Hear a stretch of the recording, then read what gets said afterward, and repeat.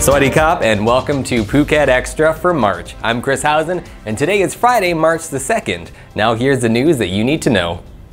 Another victory for the Sea Gypsies of Phuket as the Region 8 Court of Appeal has dismissed a land right case filed against the Sea Gypsies in Rawai, upholding their right to occupy the land where the village sits on the southern end of Phuket. The verdict was handed down after the defense was able to provide via concrete evidence and witness testimony that the plaintiff, who has been seeking the expulsion of the Sea Gypsies, did not have any legitimate claims to the land in question.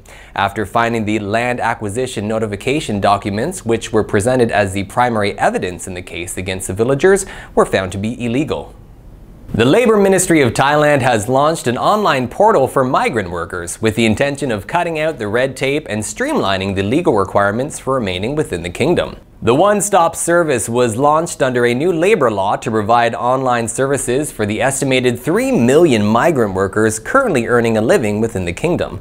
Once migrant workers have registered their national identity, they will be given a 13-digit identification number, which can be used to access the online portal, where they will be able to inform the government of changes to their employment status, transfers of employment, or termination of their work contract. The Employment Department chief stressed that the migrant workers and their employers should take the time to register their national identity to qualify, as approximately 800,000 migrant workers within Thailand have not had their nationalities verified as of yet. Of them, it's estimated that 430,000 are Cambodians, 320,000 are Myanmar nationals, with 50,000 Laotians. Thai Airways has reported a disappointing loss for their 2017 fiscal year, despite also reporting increased passenger numbers.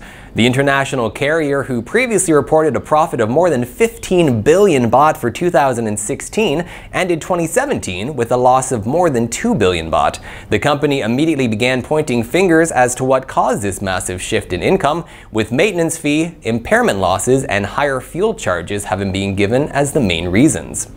In spite of these rather jarring figures, Thai Airways still expects to receive 5 new Airbuses this year to fly intercontinental and regional routes. Sit tight, Phuket Extra will be right back.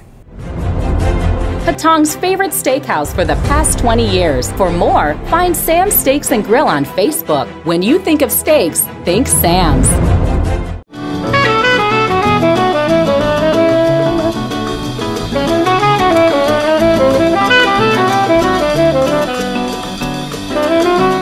Welcome back to Phuket Extra.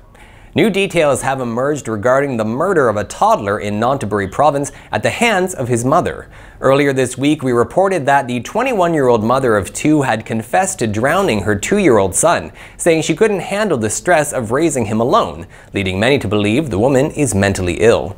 However, during the young boy's funeral rites yesterday in Nakhon Si Thammarat province, his paternal grandmother made allegations towards her daughter-in-law that she had no mental health issues, but instead had begun an affair with another man and didn't want her new lover to find out she already had a child.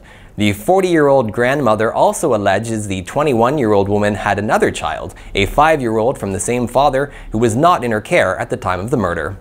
This investigation is ongoing. Following this week's announcement from Prime Minister Prayut Chan-o-cha that a general election will take place no later than February of 2019, political parties from around the kingdom have been scrambling to prepare for today's open registration. Thus far, 34 new parties have been registered with the Election Commission, the first of which being the Palang Chart Thai Party, whose founding members spent the night at the EC office in order to ensure a successful registration today. The leader of this party would neither admit nor deny his party would support General Prayut Chan-o-cha in the election. In accordance to the 2017 Political Parties Act, political groups wanting to register must acquire 500 members, provide a 1 million baht seed fund, and seek permission from the Election Commission and National Council for Peace and Order to hold party meetings. The EC suggests new parties should register this month in order to conduct political activities at the same time as existing parties, which will be required to update their lists of party members as of April. And finally, with some good news, Phuket Extra has received confirmation that the pregnant woman injured in last Sunday's bus crash on Patong Hill is safe and has been discharged from the hospital. The woman was a passenger in a pickup truck her husband was driving when a runaway bus carrying Russian tourists slammed into several vehicles as it descended the steep slopes into Patong. In total, the bus rammed 7 vehicles before being brought to a halt in the small residential side street at the bottom of Patong Hill. Although brake failure has been blamed for the accident initially, police are waiting for a report from the Office of Land and Transport before proceeding with any charges. That's it for Phuket Extra today. If you're watching us on YouTube or thephuket.news.com, you can check out all of these stories on the links below. From all of us here at the Phuket News Center, thanks for watching and have a fantastic weekend. See you Monday. Thailand's premier SSI Diamond Dive Centre. Visit us in Geelong or on c-bees.com. Seabees Diving. Adventure in good hands.